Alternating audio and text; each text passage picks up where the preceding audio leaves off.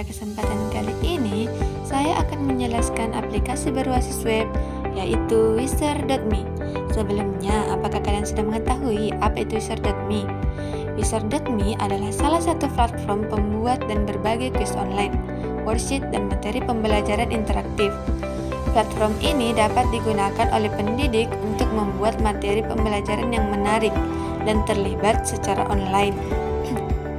Nah, untuk masuk ke platform Wizard.me, kita masuk ke Google dan kita ketik di pencarian Wizard.me. Nah, ini tampilan awal dari Wizard.me sendiri. Kita login, kita sign up. Nah, kita bisa memilih sebagai teacher atau sebagai student. Nah, di sini saya memilih sebagai teacher. Di sini kita juga bisa memilih login menggunakan akun Google atau Microsoft. Nah, di sini saya login menggunakan akun Google. Sini saya ketik dulu. Seandainya sign up. Nah, ini tampilan awal dari Wizard.me sendiri. Nah, di sini sudah ada beberapa materi yang telah diupload oleh pengguna Wizard.me.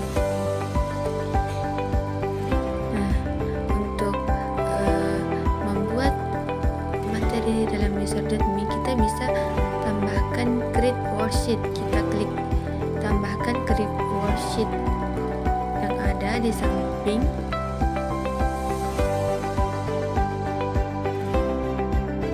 Sebelum membuat materi di Wizard.me, di sini saya akan memperkenalkan fitur-fitur apa saja yang ada di dalam Wizard.me. Adapun fitur Wizard.me yaitu open question, multi-choice, next, fill on a image, matching, table, sorting, draw, text, image, video. Di sini juga ada link, embed, discussion, reflection, word search, puzzle. Nah, di sini saya sudah membuat materi yang ada di dalam Wizard.me. Di sini saya mengambil materi pola bilangan.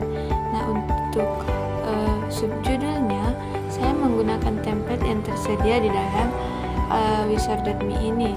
Nah, di sini saya juga bisa mengganti atau cover image-nya ataupun cover titelnya. Di sini juga saya bisa mengganti warna sesuai yang saya inginkan. Di sini saya juga menambahkan sedikit materi mengenai pola bilangan. Nah, untuk menginput materi pola bilangan, saya ke activity, lalu mengklik teks. Saya kembali ke atas untuk melihat. Nah, di sini untuk titelnya saya ketik pengertian pola bilangan. Dan untuk teksnya yaitu pengertian dari pola bilangan itu sendiri. Nah, di sini saya juga ingin menambahkan link kembali ke materi karena materi saya belum sempurna, hanya sedikit. Nah, di sini saya klik insert link. Di sini ada tampilan kita salin saja link yang sudah di copy paste, lalu kita insert.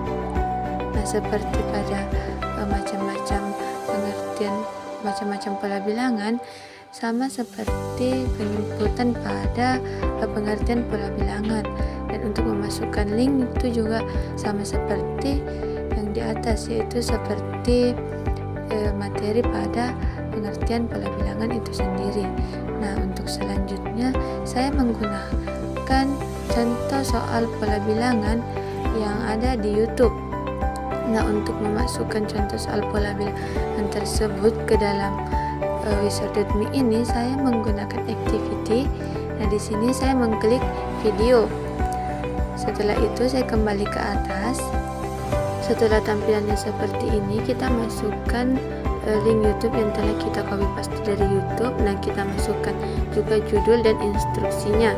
Setelah itu kita down.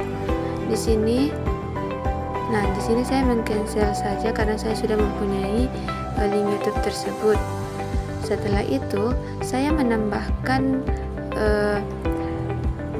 juga soal pilihan ganda sebanyak 10 nomor. Nah, di sini untuk menambahkan soal pilihan ganda, saya menggunakan activity lagi, yaitu multi choice.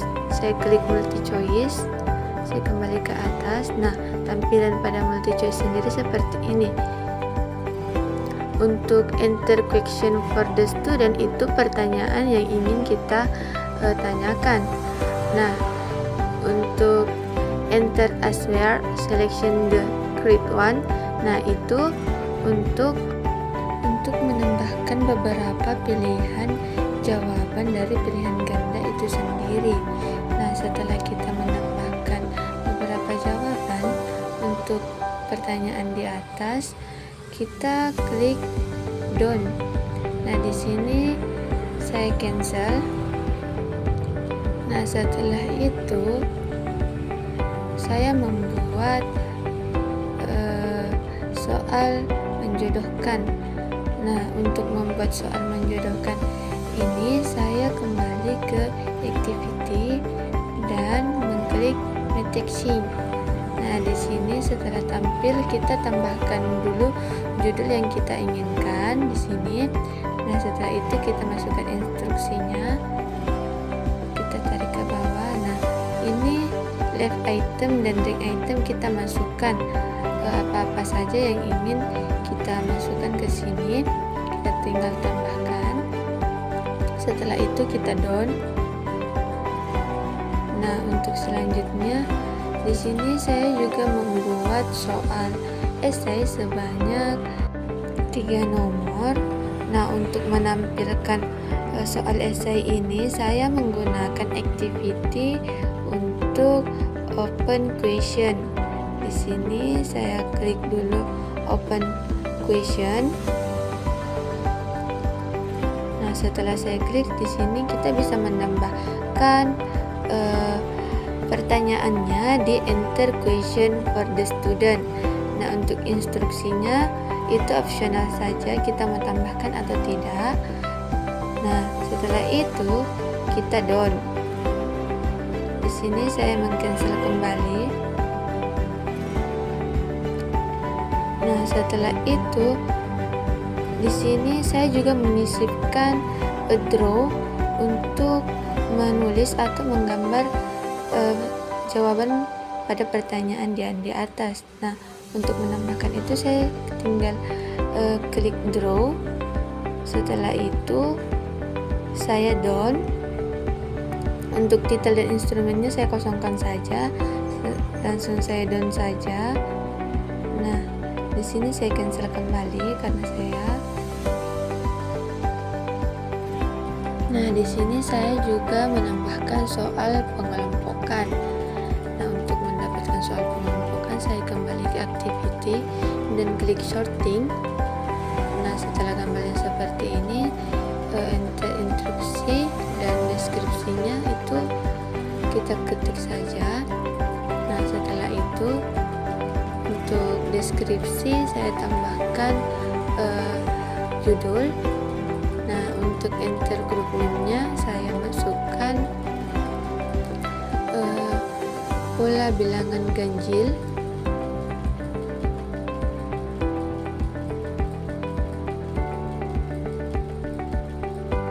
Sebentar.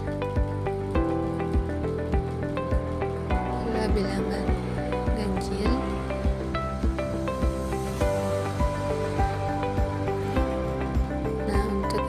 Kita bisa tambahkan di sini.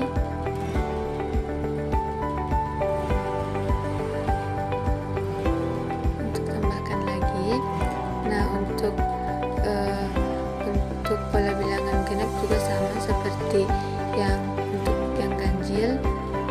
Nah, selanjutnya di sini saya juga menambahkan soal pemantik untuk siswa, yaitu untuk menambahkan soal pemantik saya menggunakan open equation sama seperti essay tadi, tapi bedanya di sini saya tidak memakai draw.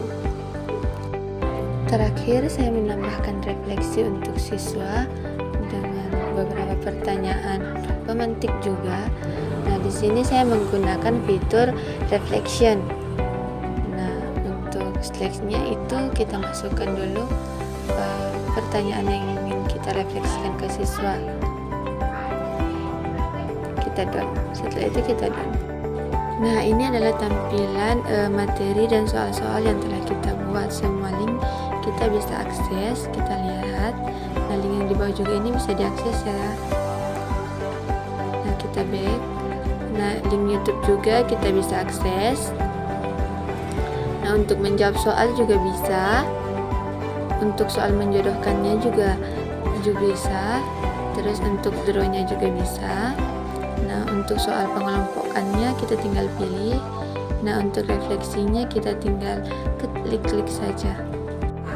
Adapun kelebihan dari Wizard.me yang saya samarkan yaitu ada 3. Nah, selain kelebihan dari Wizard.me, saya juga menyisipkan kekurangan dari Wizard.me itu sendiri. Ada 3.